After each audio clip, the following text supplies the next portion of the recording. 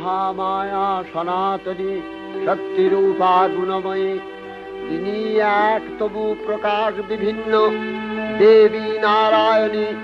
আবার ব্রহ্মশক্তি রূপা ব্রহ্মাণী, কখনো মাহেশ্বরী রূপে প্রকাশমানা, কখনো বা নির্মলা কৌমারী রূপধারিণী, কখনো মহাবজ্র রূপিণী ঐন্দ্রী, উগ্রা শিবদূতি, নিমুন্ডমালিনী চামুণ্ডা।